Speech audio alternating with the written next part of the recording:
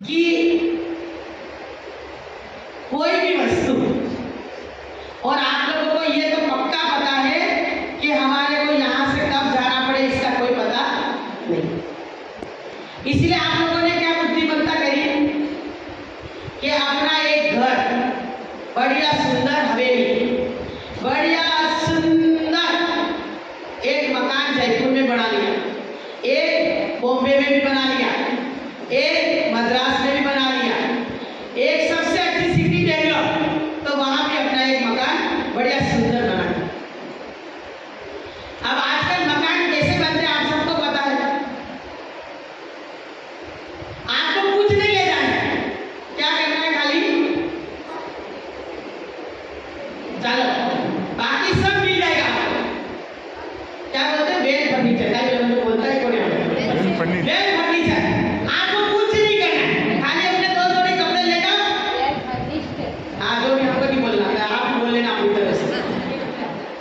English में बात करना इनसे करो, हमको नहीं मतलब। तो आपको कुछ नहीं लेना है। अब आपने बिल्कुल एकदम बढ़िया सुंदर मकान बना के रखा है और बाहर एक चौकीदार को बिठा दिया है और सब कनेक्शन जोड़ के रखे, सब कुछ कर रखा है। पर इस साल क्या हुआ कि आपका एक माता जी का संग आया हुआ है। क्या हुआ, एक माता जी का संग आया हुआ है ना कोई। अब माता जी का संग आया हुआ है तो हमको ऐसी आदत होगी कि अब हमको नहीं जाना। ऐसे तो साल में 2-3 बार वहां पे जाते थे, अपना घर खोलते, खाना बनाते, माँ का सब कुछ यूज करते थे, सब कुछ करते थे। पर इस बार 6 महीने हो गए हमने उस घर को खोला नहीं। क्या करा, खोला नहीं, बंद पड़ा हुआ, बिल्कुल उसको एक भी वस्तु को टच नहीं किया और न वहां की एक भी वस्तु का उपयोग किया। पर खोला नहीं, पर उसने जिस चीज से भी आपने कनेक्शन जोड़ के रखा है, जिस जिस वस्तुओं का कनेक्शन आपने जोड़ के रखा है, उसका मिनिमम चार्ज आपको देना ही पड़ेगा। चाहे वो आपके मकान का मेंटेनेंस हो, चाहे आपका टीवी का कनेक्शन हो, चाहे फ्रिज का कनेक्शन हो, चाहे इलेक्ट्रिक कनेक्शन हो, चाहे ऊपर हो क्या बने टीवी में क्या होता है इसका कनेक्शन हो, तो सबका किसी का भी हो। आजकल तो गैस का भी कनेक्शन आ गया ना, तो आपको सबका मिनिमम चार्ज देना ही पड़ेगा। क्यों? क्योंकि आपका कनेक्शन जुड़ा हुआ है। आपने उसका यूज नहीं करने पर भी आपको क्या करना पड़ता है, उसका मिनिमम चार्ज देना ही पड़ता है। क्यों? क्योंकि उससे आपने कनेक्शन जोड़े। यदि आप उसका मिनिमम चार्ज देना नहीं चाहते हो तो क्या करना पड़ेगा, उसको कनेक्शन को काटना। ठीक उसी प्रकार आपने जिन जिन पदार्थों से कनेक्शन जोड़ के रखा है, आप यूज करते हो या उसका नहीं करते हो, पर आपको उसका मिनिमम चार्ज यानी पाप आपके हिस्से में आएगा ही आएगा। आपने त्याग नहीं किया है ना, तो आपको इसका पाप आपके हिस्से में आ। जैसे आपने अमेरिका का त्याग नहीं किया, आपने इंग्लैंड का त्याग नहीं किया, आपने कुवैत का त्याग नहीं किया, आपने विदेश का त्याग नहीं किया, तो विदेश में जितने गुजर खाने चलते, चाहे जितना ही पाप होता है, वो आपके हिस्से में 0.0 पॉइंट आपके हिस्से में उसका पाप आ रहा है।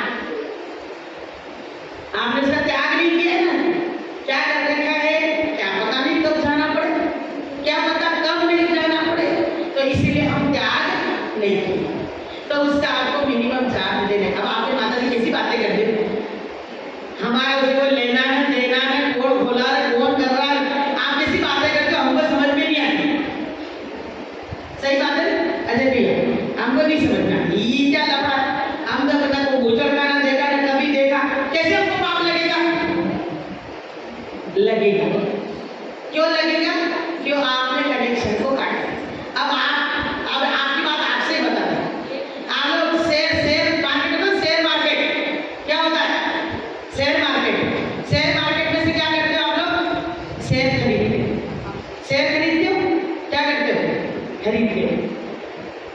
शेयर का भाव बढ़ जाता है तो आपको क्या होता है, फायदा हो जाता है, और शेयर का भाव घट जाता है तो आपको घाटा होता है। आपने कंपनी को देखा क्या, देखा ये कंपनी कौन सी, बड़ी चौड़ी हल्की भारी, देखा आपने क्या किया, सिर्फ उस कंपनी से आपका कनेक्शन जोड़ दिया ना, तो आपके हिस्से में फायदा आ गया और आपके हिस्से में घाटा भी आ गया। क्या हुआ कि नहीं, समझ में आ गया, आगे की नहीं समझ। उसी प्रकार यदि हमने पाप कार्यों में अपना कनेक्शन नहीं काटा है तो पाप हमारे हिस्से में आता है। उसी प्रकार यदि पुण्य में अपना कनेक्शन नहीं जोड़ा है तो पुण्य आपके हिस्से में नहीं है, आपको कनेक्शन जोड़ना पड़ेगा। एक दिन क्या हुआ, बोले एक दिन के पत्नी पति से बहुत नाराज हो गई। पत्नी रोजी होती है, बोलो ना अब कल रोटी खानी बोले। एक दिन पत्नी पति से नाराज हो गई, बोले तुमको खाली पैसा कमाने की पड़ी है, घर में कोई आ जाए तो तुम्हारी इज्जत पूरी हो जाएगी। बोले हुआ क्या ये तो बताओ, ना फ्रिज चलता है, ना टीवी चलती है, ना मिक्सर चलता है, ना फलाना चलता है, ना वो चलता है, तुमको बस पैसा कमाओ, कमा के क्या करोगे, खाओगी क्या पैसा को। बोले हुआ क्या, बोले कुछ नहीं चलता। पति को लगा कि सही में बात तो बिल्कुल सही बोल रही, तो गया, बोले इलेक्ट्रिक को लेके आए, इतने सब कोई, टीवी वाले को अलग, फ्रिज वाले को अलग, फलाना वाले को अलग, डेढ़ा वाले को अलग, और एक कॉमन, क्या कहाँ वोल्ट है, तो सब बोले फ्रिज बहुत अच्छा है एकदम अप टू डेट, बोले मिक्सर में कोई कमी ही नहीं है, बोले टीवी में बिल्कुल एकदम सही। ये प्रॉब्लम कहाँ है, नहीं फ्रिज ही गिरा हुआ था, फ्रिज जुड़ा हुआ था। ऐसा हमारा भी हाल है कि हमने उसका फ्यूज देखा ही नहीं, कनेक्शन जोड़ा ही नहीं और पुण्य कार्य करते जा रहे हैं, तो पुण्य आएगा किसके से। आपको बैंक खूब सारे पैसे इकट्ठे हो गए, पर बैंक में अकाउंट तो खुलाना पड़ेगा। बैंक में अकाउंट खुलाए बिना आप अपना पैसा जमा ना करोगे, चले गए मैनेजर साहब मेरा पैसा जमा करो, क्या नाम से, बोले पता नहीं, क्या हो, बोले पता नहीं, फिर कहाँ जमा करें, बोले तुम्हारे पैसे तुम ले जाओ। तो आपको कनेक्शन को जोड़ना पड़ेगा और जो नहीं चाहिए उसका कनेक्शन काटना पड़ेगा। बिना कनेक्शन जोड़े और बिना कनेक्शन काटे पाप जाने वाला नहीं है। इसलिए हमारे संतपति जी बोलते हैं कि सबसे बड़ा वेद ये है, आचार्य ने कहा 7 क्षेत्रों में दान देना चाहिए। कहाँ पे, 7 क्षेत्रों में, जिन मंदिर, जिन धर्मशाला, जो भी मतलब 7 प्रकार के हैं, जब कभी मौका आए तो देख लेना, क्योंकि इतना सारा बोलने में फिर हमारा तो कोई समय नहीं, हमारे को क्या फर्क पड़ रहा है। तो 7 जगह दान देना चाहिए, 7 क्षेत्रों में। कैसे देना, हम लोग दे देते हैं, आ जाते हैं, कोई कह देता है अध्यक्ष साहब तुमको 1 लाख रुपए देना है, ले जाओ। आज के दिन एक बात जरूर कहना चाहूंगी कि आप लोगों ने आदत क्या बना रखी, बताइए क्या, मांगेंगे तो दे देंगे, क्या आदत बना रखी, मांगेंगे तो दे देंगे और नहीं मांगेंगे तो हमारे जैसा तो खाली रह जाएगा, नहीं मांगेगा तो। मांगने पर देता वो क्या कहलाता है, क्या कहलाता है, और ये तो व्यवस्था हो गई कि भाई हाँ फलाना ले। हम तो एक बहुत अच्छी बात यहाँ पे जाने कि बोले गोलियां लगती तो भी फोन करना पड़ता, बोले आज गोलियां लगेगी, क्या ये गोलियां लगेगी, फोन करेंगे तो ही आएंगे, नहीं तो नहीं। आपको जबरदस्ती पुण्य आपके माथे थोपना पड़ता है। इसलिए आचार्य ने व्यवस्था दी कि आप जितना कमाते हो, 100 रुपया कमाते हो तो आपको क्या करना है, 50 रुपये नहीं 50% आपको अपने और अपने परिवार के लिए रखना है। 25% आपकी कोई आपत्ति आने पर अंदर तिजोरी में 25% वहां रखना है और 25% का दान करना है। यहाँ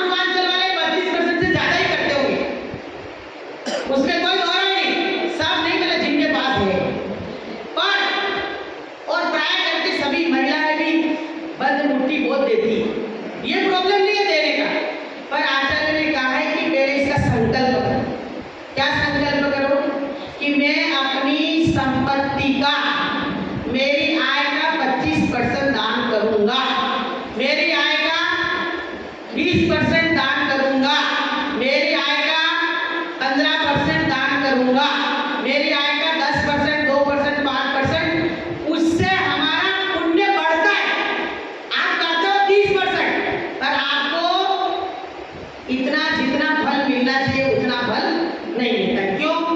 आएगा तो दे देंगे, मांगने वाला नहीं आएगा तो नहीं देंगे। बिल्कुल सही बोल रहे, गलत बोल रहे?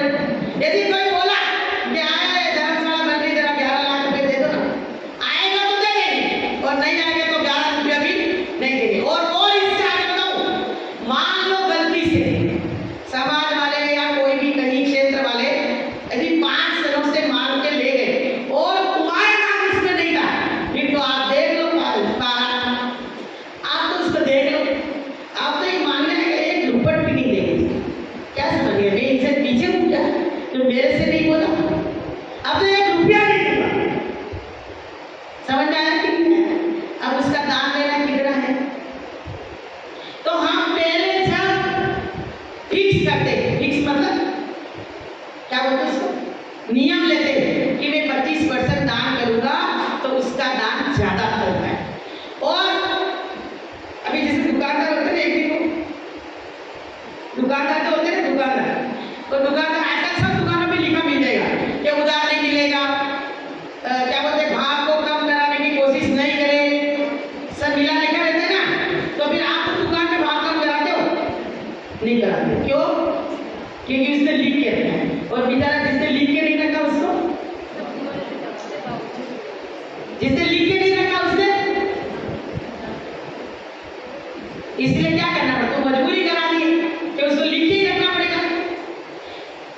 50 रुपए की भिंडी लाएगी, उसमें भी कहेगी 4 भिंडी और डाल दो, बोलो धनिया मम्मा और दे दो, 2 हरी मिर्ची और डाल दो और भाव कम कर दो। और जो तुम्हारे क्या लगते हैं बड़े बड़े गाय मॉल में जाते हो, उसमें 1 रुपया भी कम करते हो क्या? वहां तो 25 रुपया बच गया दे दे तो भाई साहब रख लो। हाँ, वो कैरी में क्या वो कुछ भी मतलब भर देगा, वो 5 चॉकलेट दे देगा, हाँ चलेगा चलेगा। पर वो सब्जी वाली से 1 रुपया भी बचा, खुला दो अभी दो, बोले गाय सब्जी, बोले नहीं अभी दो। तो हमारी आदत क्या होगी कि मांगने वाले को देते, तो मांगने वाले को देते, फल तो मिलता है, ऐसा नहीं है कि फल नहीं मिलता है, पर कितना मिलता है? वो गेहूं के बीच में जितना घास फूस होता है ना, वो कौन सी भाजी होती है, क्या बोलते हैं तुम लोग? बथुआ। देखा कि बथुआ की भाजी देखी ना? तो बथुआ, गेहूं तो मिलते नहीं पर बथुआ मिल जाता है, मिलता तो है। पर यदि आपने आगे होकर के दिया है तो क्या मिलेगा? गेहूं मिलेगा। पर हम आगे होके देना नहीं चाहते, उसको मांगने की राह देखते हैं, मांगने की राह देखते, वो मांगेगा तभी देंगे। तो मांगने का फल अच्छा कम होता है। मैं ये नहीं बोलूंगी कि नहीं मिलता है, मिलता तो है। इसलिए हमारे आचार्य ने कहा कि 4 प्रकार का दान देना।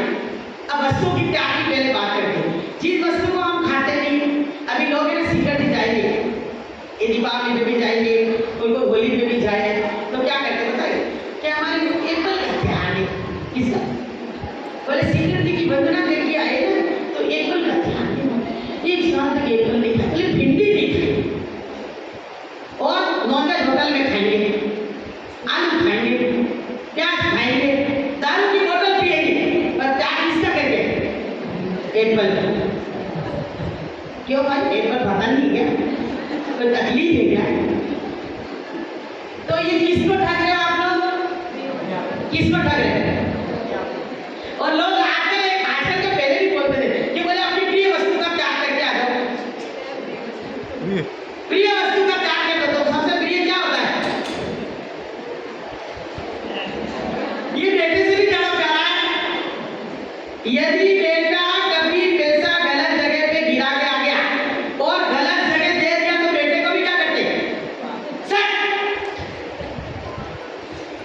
एक गिलास, जैसे वो चाइना की का टेकरी की बेकरी का बोले कोकड़ी का, अरे तुम लोग हंसोगे कैसे? तो वो खरीद के लाए और मान लो बच्चे के हाथ से या बहू के हाथ से नीचे गिर गई, फिर तो देखो मारी सिखाया होगा। एक दिन क्या हंसी मजाक की थोड़ा हंस भी लेते हैं, एक दिन है ना बाहर दुकान और अंदर घर रहता है ना, तो एक दिन क्या हुआ कि बेटा और पिताजी दोनों दुकान में बैठे हुए थे गिरने की आवाज है। तो बेटा बोलता है कि हो सकता है मम्मी के हाथ से कुछ, अच्छा सुनना, मम्मी के हाथ से कुछ गिर गया लगता है। क्या बोलता है बेटा कि मम्मी के हाथ से कुछ गिर गया लगता है। तो उसके पिताजी पूछते कि तेरे को कैसे पता लगा, तू भी यहाँ मैं भी यहाँ, तेरे को कैसे पता लगा मम्मी के हाथ से गिर गया। तो बोले यदि बहू के हाथ से गिर जाता तो मम्मी की साथ साथ में मम्मी की भी आवाज आती, साथ साथ में मम्मी की भी आवाज आती। समझ आई कि नहीं आई? तो कहने का मतलब ये है कि हमको प्राणों से भी ज्यादा विटामिन है, 11वां प्राण है। जब हमारे कहीं यदि कोई यूं कहते हैं कि हमारे गुवाहाटी में ऐसा कोई क्या बोलते हैं, लॉटरी लॉटरी खुल गई और तुम्हारे नाम की खुली और बोले 10:10 पे पेमेंट मिलेगा, 11 मिनट में जाओगे तो भी नहीं मिलेगा, तो ड्राइवर को क्या बोलते हो, दबा दबा दबा, बोले थोड़ा स्पीड से थोड़ा, अरे मर जाओ तो चिंता नहीं है, पर 10:09 मिनट में पहुंचना है। क्यों? क्योंकि फिर 10 प्राणों की चिंता नहीं, मर जाएंगे तो कोई बात नहीं, पर ये पैसे तो जाने नहीं चाहिए। तो हमको 10 प्राणों की चिंता नहीं, किसकी चिंता है? 11वें प्राण की। और ये 11वां प्राण भी देखो, कुएं का पानी है ना, नहीं निकाला तो सड़ जाता है। उसी प्रकार ही लक्ष्मी, ये लक्ष्मी कैसी है? इसको दौलत बोलते हैं। क्या बोलते हैं? क्या बोलते हैं? दौलत क्यों बोलते हैं? ये 2 लाख मारती है, आती है तो कहाँ मारती है? यहाँ पे जाती है तो पीठ पे मारती है, तो व्यक्ति जुदाई से 2 लाख, ये 2 लगती है। और ये दौलत किसका बदौलत है? किसकी बदौलत से मिली? किसकी बदौलत से मिली बता? पुण्य की बदौलत से, भगवान की बदौलत से, पुण्य की बदौलत से, आपके किए हुए अच्छे कर्मों की बदौलत से आपको ये दौलत मिली है। तो उस लक्ष्मी का, दौलत का त्याग जैसे जैसे त्याग करते वैसे वैसे बढ़ती है। आज हमारे पूरे विश्व में ऐसा कोई बैंक नहीं है जो 1 का 5 करता, 1 का 10 करता, एक कोई बैंक, पर ये ऐसा बैंक है, ये 7 क्षेत्र में जो दान किया जाता है वो ऐसा बैंक है कि 1 का 10 रुपया करता है, 1 का 10 करता है, पर आपने को विश्वास नहीं। अभी हम लोग माता जी आजकल ये उपवास चल रहे हैं ना, बहुत 13 जनों ने 10 उपवास किए हैं, 4 जनों ने 16 उपवास किए, कोई तेला भी करेगा, कोई क्या करेगा। अभी माता जरा झाड़ू लगा दे, झाड़ू लगाने वाली, लेकिन झाड़ा लगा दे, मैं झाड़ा लगाने वाली हूँ क्या?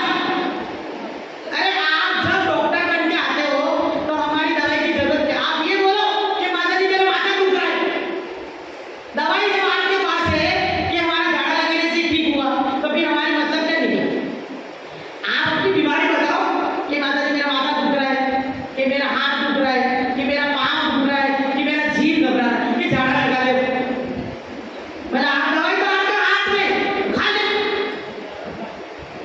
आप डॉक्टर के पास जाते हो तो क्या करते हो कि डॉक्टर साहब ये दवाई दे दो, यूं क्या करते हो? क्या करते हो कि डॉक्टर साहब यहाँ दुख रहा है, जीभ दुख रहा है, अरे माथा दुख रहा है, कि बीपी तो हाई नहीं हो गया, पर आप क्या करते हो? डॉक्टर साहब ये बीपी वाली दवाई दे दो, क्या करते हो? जो भी आए ये झाड़ा लगा दे, मैं झाड़ा लगा दे, फिर क्या समझ गए कि मैं झाड़ा लगाने वाली, और झाड़ा लगाने के पैसे रख लेंगे तो एक ही नहीं आएगा। अभी मफत में बात मिलता नीचे चल रहा है, अभी झाड़ा लगाने के पैसे लेके लेके जाओ, हम रखेंगे नहीं, टेंशन मत आना, और दवाई लेके मत आना, आप तो अपनी समस्या रखो। तो हमारे को जिन वस्तुओं का उपयोग हम नहीं करते, जैसे आपको पता लग जाता है कि 3 महीने आपको क्या अमेरिका जाने में, जहाँ जाने में क्या क्या करना पड़ता है, वीजा लेनी पड़ती है, और क्या करना पड़ता है, पासपोर्ट बनाना पड़ता है, और क्या करना पड़ता है, हाँ जो भी करना पड़ता है, एक्स्ट्रा जेट जो करना पड़ता है। तो 3 महीने पहले तो आपको पता लग जाता है कि हमको 3 महीने पहले आपको जो भी इसकी फॉर्मेलिटी जो भी करना पड़ता है जो करते हो, तो 3 महीने के लिए त्याग कर सकते हो कि नहीं?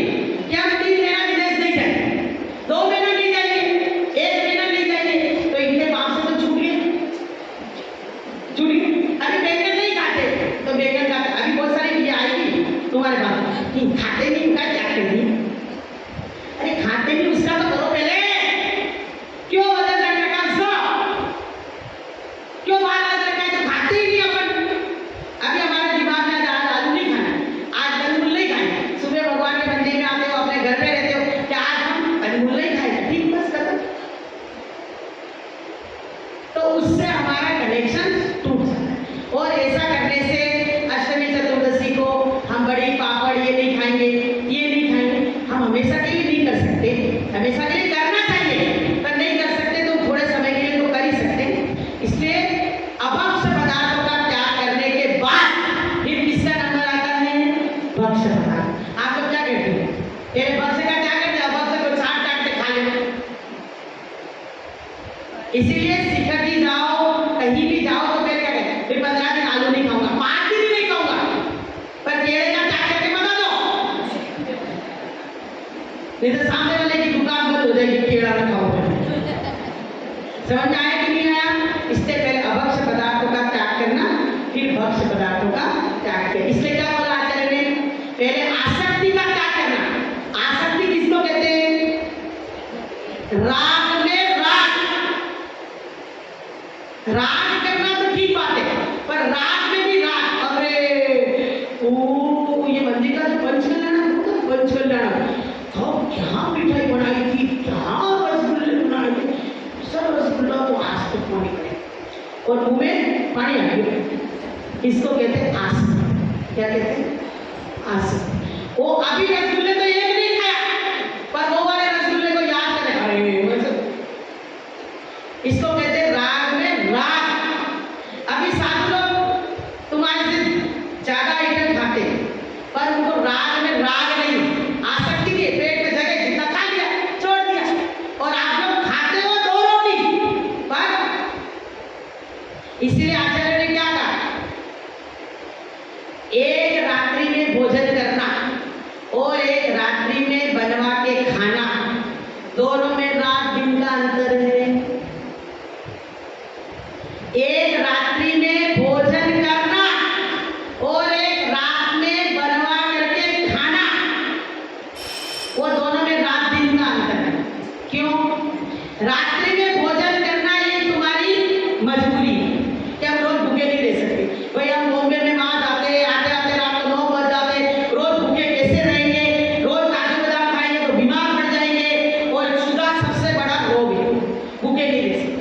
आए तुरंत अपने हाथ में धोए फटाफट, जितने बजे आए तो खेल। पर काय सब्जी बनाई? बोले लौकी बनाई। अरे लौकी, आज लौकी नहीं खाए, आज तो भरवा भिंडी बनाओ। बाप रे, महिलाओं को तो करना ही पड़ता है। बोले गरम गरम रोटी और भरवा भिंडी खाएंगे आज। वापस चूल्हा जलाओ, वापस बनाओ, और पहले वाला बनाए को फेंको, तो उसमें ज्यादा पाप लगता है। क्यों? क्योंकि आपको उसमें आसक्ति है, और जो बना हुआ भोजन करते हो वो आवश्यकता है। पहले आसक्ति को कम करना, फिर आवश्यकता को भी कम करना। अभी आप लोग क्या करते हैं? अभी बहुत सारी महिला आती है कभी कभी, पुरुष तो त्याग के बहुत पीछे बहुत पीछे बहुत पीछे। बोले माता जी हम रात्रि में भोजन नहीं करेंगे, पर बाहर की छूट है। उल्टा काम करो। बाहर की छूट रखने से जैन धर्म की अवमानना हो रही है। और आप घर में छूट रखो, घर में खाओ, घर में खाओ तो तुम्हारी आत्मा ही जान आने आ जाएगी, पर बाहर खाने से कौन, किसकी अवमानना हो रही है? जैन धर्म की। यदि आप रात्रि में भोजन बाहर नहीं करते तो जैन धर्म की प्रभावना करती है, और आपके त्याग का फल जैन धर्म की प्रभावना में जाएगा। और बाहर छूट रखते हो, यदि आपको जैसे अन्य कोई मत से निमंत्रण आता है तो वो कहता है कि आपके भाई साहब आपके लिए दिन में व्यवस्था करेंगे, तो आप धीरे से क्या बोलते हो? अच्छी शान से कि हमारे बाहर की छूट है, रात में हमारे को चलता है। क्या है? क्या कर रहे हो? इससे जैन धर्म की अवमानना हो रही है, और आपके त्याग का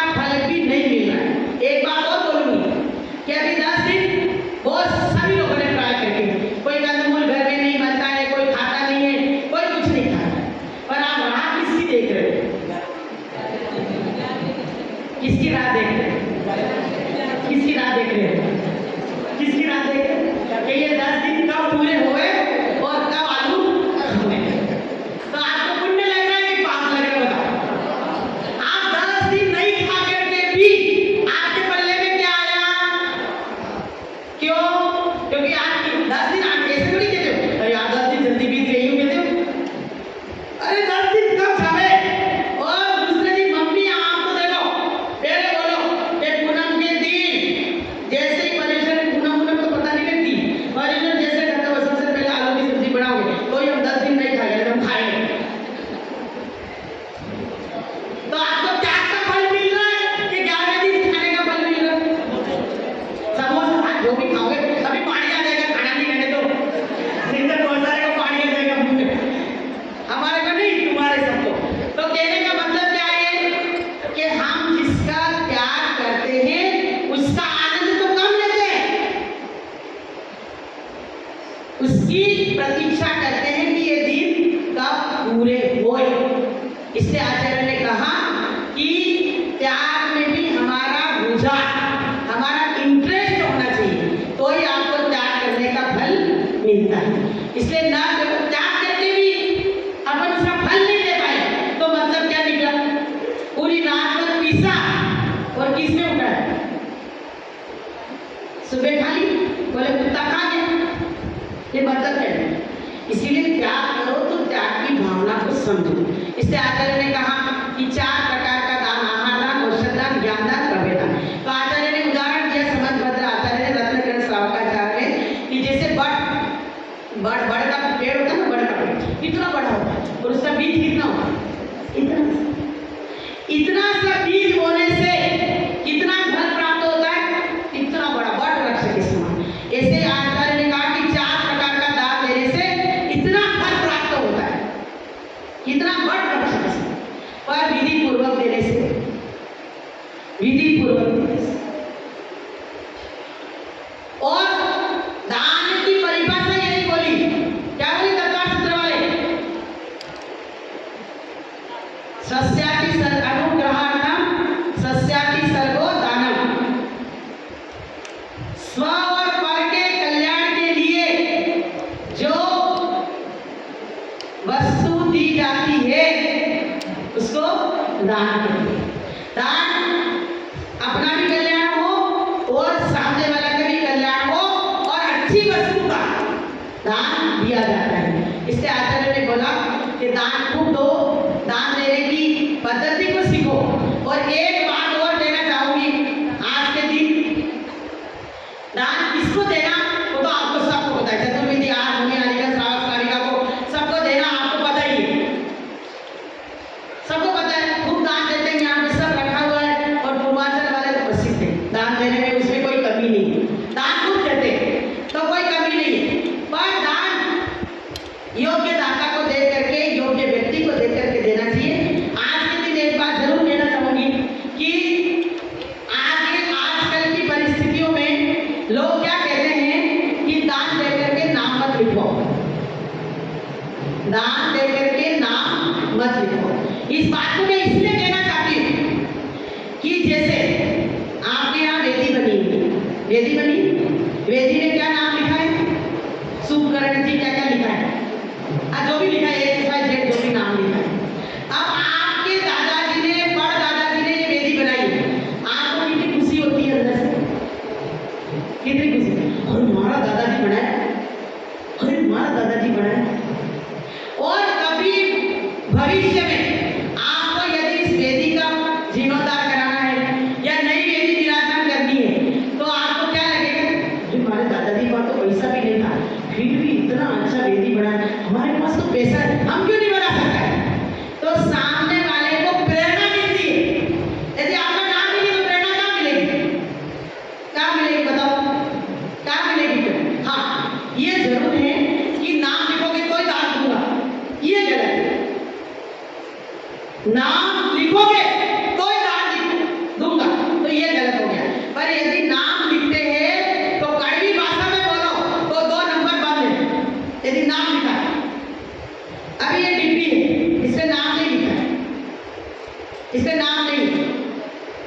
एग्जाम्पल, इसमें नाम नहीं है तो क्या कहेंगे? ऋषभ जी, छवि जी, विमल जी, ये नहीं डिब्बी लाए। हम मन में सोच के रखे हैं कि ये डिब्बी तुम्हारे से लेंगे कि माता जी क्या लगेगा?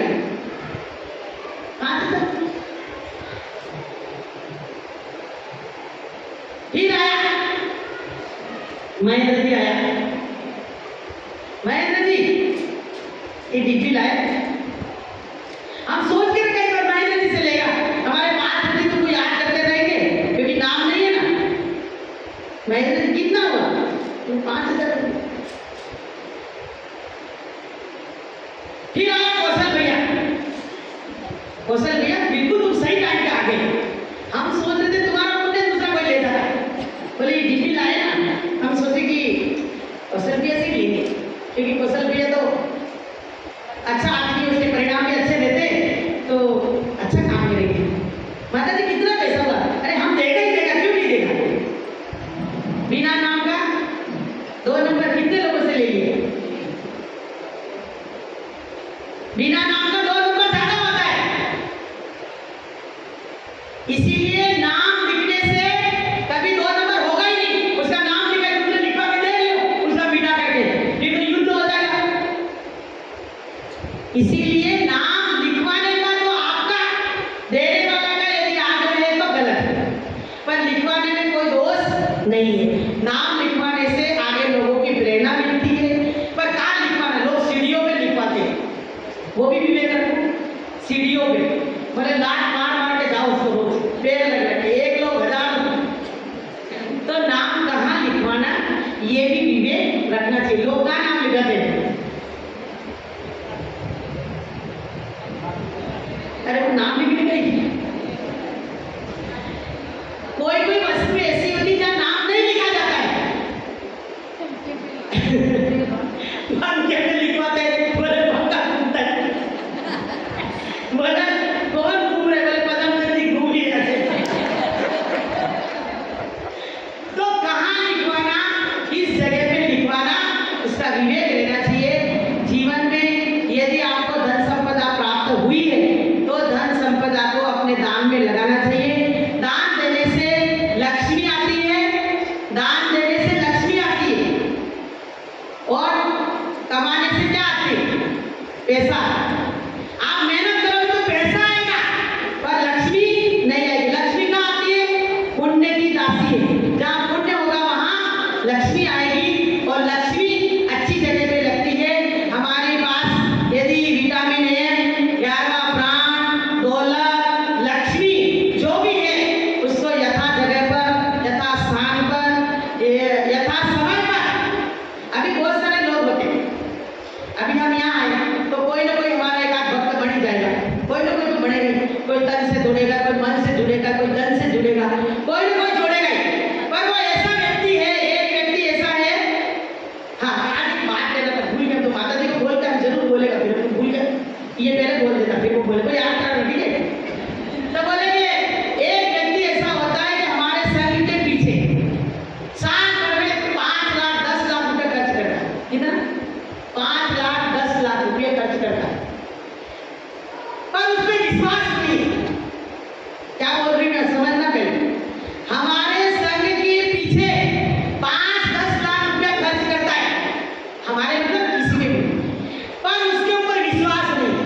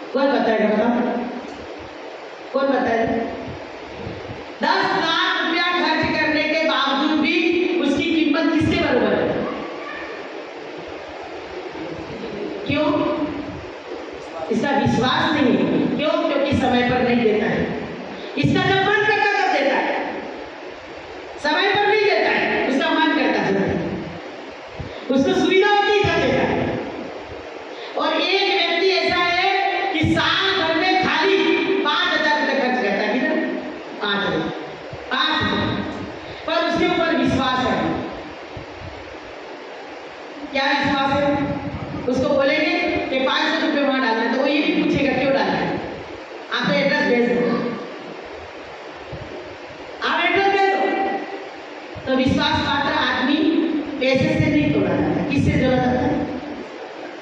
श्रद्धा से। और ऐसे बहुत सारे लोग हैं,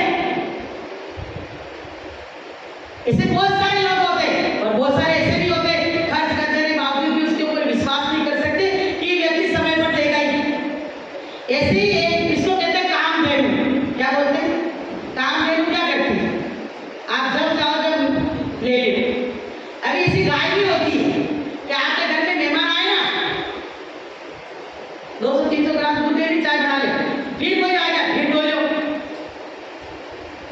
इसको क्या कहते हैं? कामधेनु। अब बात ऐसी है कि मेरे को उदाहरण जो बताना था कि एक व्यक्ति के 2 बेटे, कितने?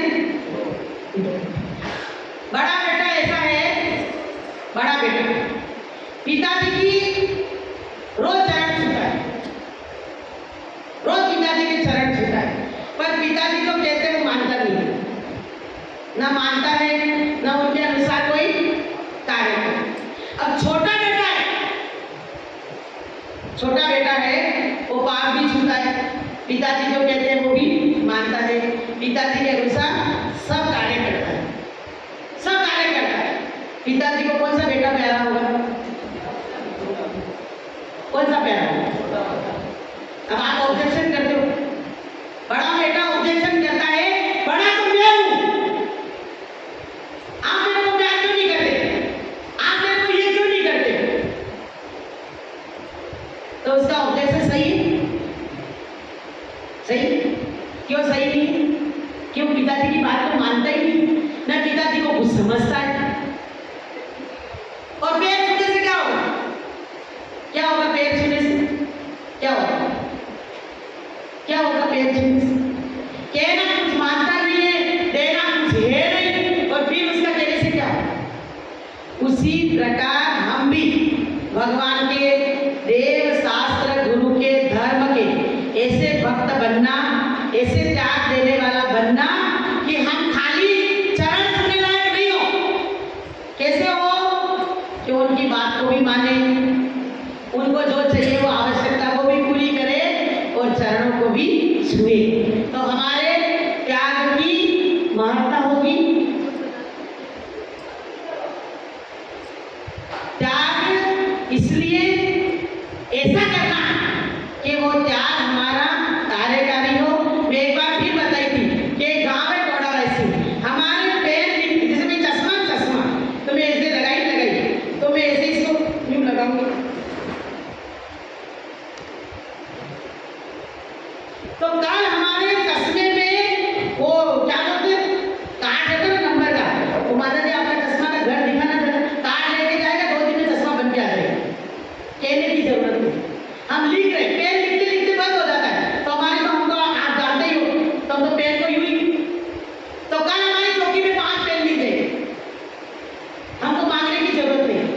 तो हम ऐसे सजग कब है? जब हमको गुरु से लगा। माता जी आपको कोई जरूरत, हम जब ब्रह्मचारी के थे ना, तो हमको लोग बोलते कि दीदी किसी के वहां निमंत्रण नहीं होता, हमारे वहां आ जाना। हम उसको क्या जवाब देते? हम तुम्हारे घर कभी नहीं आएंगे। मैंने कहा तुम भगवान से क्या प्रार्थना करते हो कि हमारा निमंत्रण नहीं आई हूँ? हमारा कभी ऐसा दिन ही नहीं आएगा कि हमारा निमंत्रण किसी के वहां नहीं हो। हमको तो लोग ले जाने के लिए तरसते, आप भगवान से क्या प्रार्थना करते कि हमको निमंत्रण कोई ले जाइए, कि किसी का निमंत्रण नहीं हो तो हमारे वहां आ जाना। आप तो ये बोलो कि दीदी आप जब तक यहाँ हो ना, रोज मेरे घर पे निमंत्रण है। क्या बोलना? क्या बोलना? कि आपका रोज मेरे घर पे निमंत्रण है, आप रोज मेरे चौके में ही भोजन करना, या आपको कहीं नहीं हो तो हमारे वहां जाना। क्यों भाई? मैंने अपने तेरे वहां कहीं भी नहीं हो, मेरा ऐसा दिन ही नहीं होगा कि मेरे निमंत्रण नहीं आएगा। ये लोग क्या कहते हैं? माता जी कोई जरूरत हो तो बता देना, तो मुझसे मुंह पे बोलते थे कि हम तेरे को कभी भी नहीं बोलेंगे, तुम तो राह देखते रहना जीवन भर, कि तुमको गरिमावती जी कुछ काम भी बताएगी, फिर तेरे को देना हो तो दे दे, और नहीं देना तो तेरे को समर्थन नहीं मिलेंगे। कि गरिमावती माता जी का ऐसा दिन नहीं है कि आपको कहना पड़े। यहाँ लोग देने वाले अपने आप ही है, तो तुमसे क्यों बताएंगे कि तुम काम कर लो, कि तुम हमारे को दे दो? तो जरूरत है इसीलिए देना, वो दान नहीं, आप तो अपना काम करो। हमारे सुभाष माता जी एक वाक्य जरूर बोलते थे कि त्याग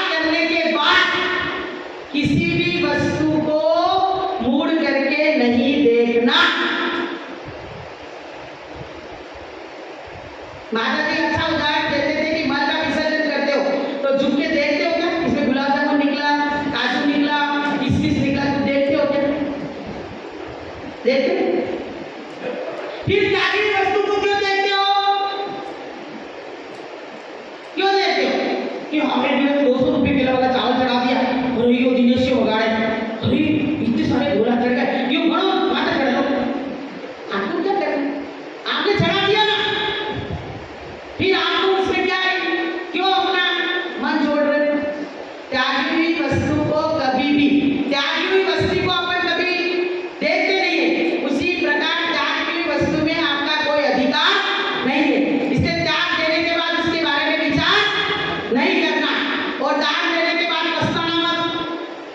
गोली लेते लेते फिर अरे यार ये कौशल्य बार बार पीछे पड़ गए, बोलो बोलो बोलो बोलो, अरे ला के देना तो पड़ेगा, खड़े खड़े ये थोड़ी देवे लंबाने देने पड़ेगा ना, माता जी कह रहे बोलने में तो कौशल्य पीछे न पड़ा, कवर नहीं पड़े। कहने का मतलब ये है कि अब उस समय बोल तो लिया पर देने में जोर आता है, तो दान देने के बाद उसका आनंद आना चाहिए, तो ही उसका सही मायके में सही तरीके से उसका पुण्य का बंद होता है। आज के दिन बहुत कुछ बोलने लायक है और बहुत कुछ करने लायक है, पर समय एक सीमा है। आप सबको हमारा यही मंगल आशीर्वाद है कि आप अपने जीवन में अपना उपकार हो, पर का उपकार हो, ऐसी वस्तु का दान देते रहना और अपने जीवन में जो खराब आदतें हो, खराब वस्तुओं का हम लोग उसका उपयोग करते हो, तो उस वस्तुओं का अपने जीवन में त्याग कर देना। यावत जीवन पर्यंत त्याग करना नहीं कर सको तो कुछ समय के लिए धीरे धीरे करके उस वस्तु से व्यसनों का त्याग करना और आसक्ति का त्याग करने के बाद आवश्यकता को धीरे धीरे त्याग करना, इसी का नाम उत्तम त्याग है। जिसके जीवन में उत्तम त्याग आ जाता है तो उसके जीवन में सब कुछ